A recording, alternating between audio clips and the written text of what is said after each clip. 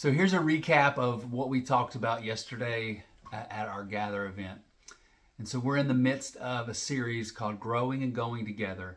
We looked at going and the idea of sharing the gospel in our community on a regular basis. The challenge was weekly. And so Jesus in John chapter 4 goes to Samaria, a place he shouldn't be as a Jew, and talks to a woman publicly, something he should never do socially.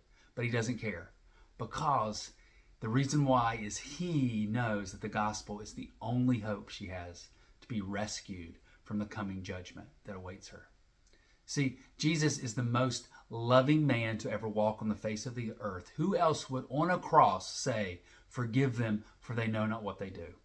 And out of the mouth of this man who loves greatly, we have more understanding of the coming judgment, a place we call hell, than any other prophet or any other apostle.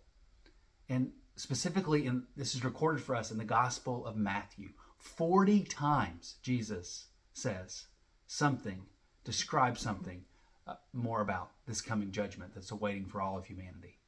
And we zeroed in yesterday on really just a couple of verses out of the Sermon on the Mount, which is a warning against the judgment to come. But really, there's two reasons why Jesus had to get to Samaria. One is to rescue this woman from the coming judgment, and the gospel rescues her.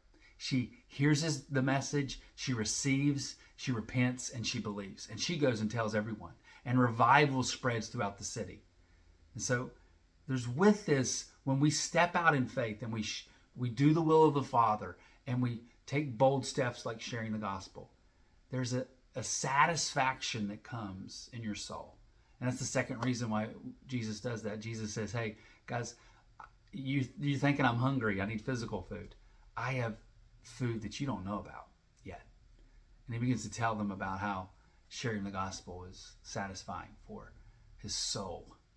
And so those are two reasons we talked about. Now, I want to challenge you this week to get the participant guide and look again at John chapter 4, answering the question, how should we share the gospel? And so have a good week, and we'll see you next Sunday in groups. And so that's a quick recap.